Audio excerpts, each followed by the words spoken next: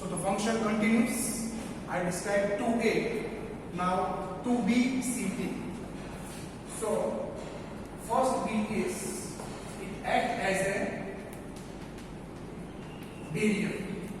Middle ear is a barrier because it doesn't allow any foreign substance to go from external ear to the inner ear. Act as a barrier. Another B I will describe afterward. C. C for the conduction. So as I said that the tympanic membrane and the ear ossicle, they conduct the sound from the large tympanic membrane to the oval window, and that goes inside the cochlea.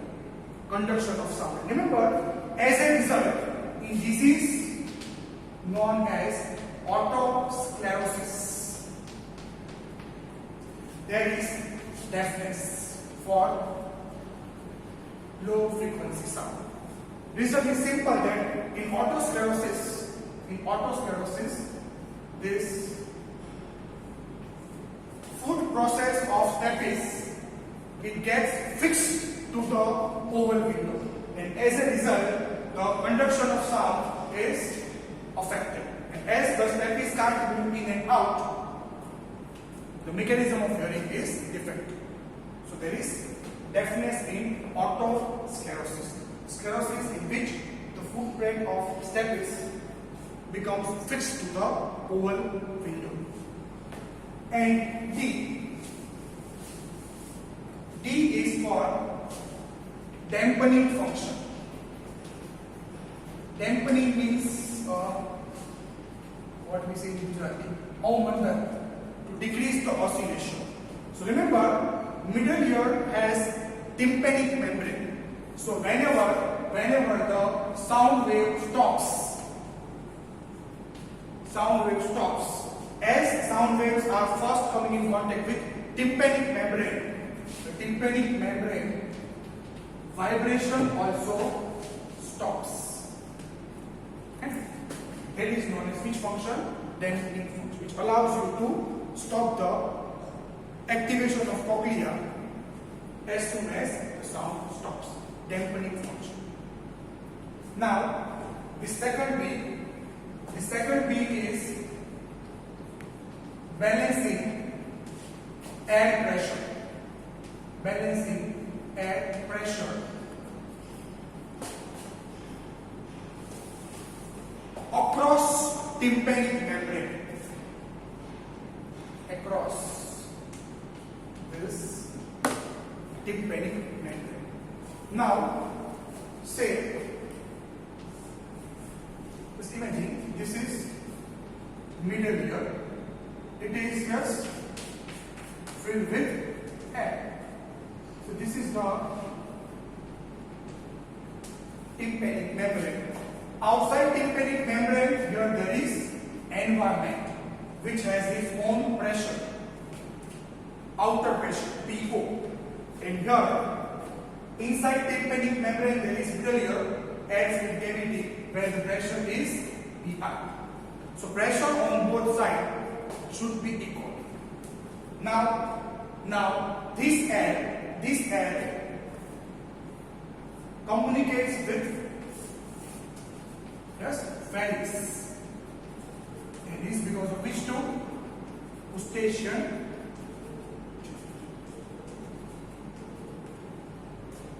and these two, it allows the entry or exit of air, and the movement of air, it will balance the pressure inside and outside. So for example, if pressure outside increases, to balance this pressure, the air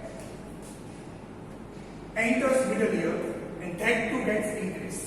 Opposite, if pressure outside the ear in atmosphere decreases, to balance this, air moves from middle ear to the pharynx. Simple. So this is how there is balancing of air pressure inside the middle ear and outside the middle ear in the environment. This is the Eustachian tube which connects the middle ear cavity with pharynx. Normally, eustachian tube is closed.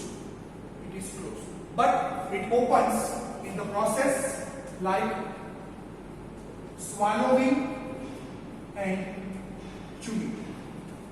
When you swallow the food, when you chew the food, the eustachian tube opens.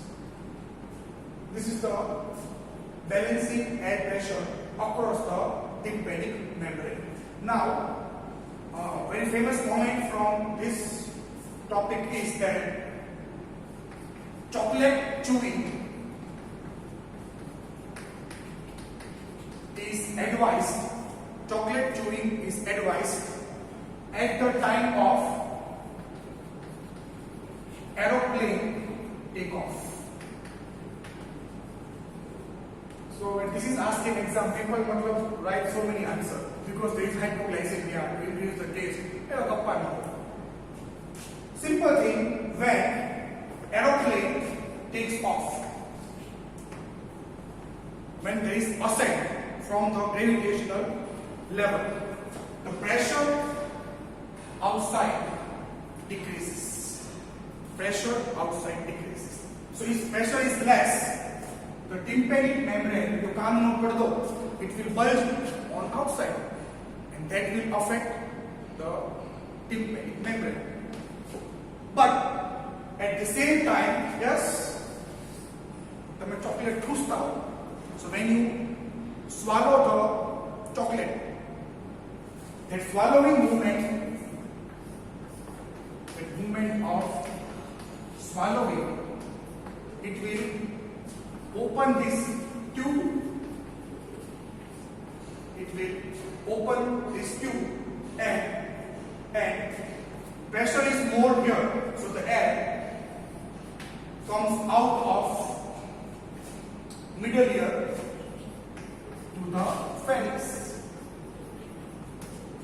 so that the pressure outside balances with the pressure inside, and other than this, the membrane comes to normal position. Chocolate is not the only thing, huh? Sometimes you can just swallow your own saliva, or you just bagasu khaye to pan out.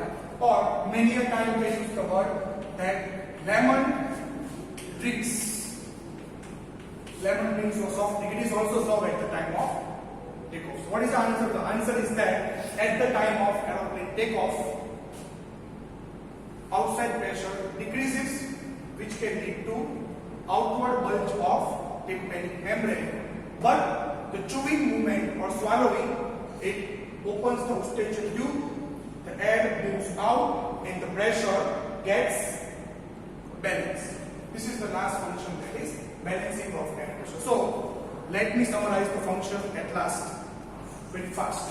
A was for acoustic reflex, another A for amplification, B.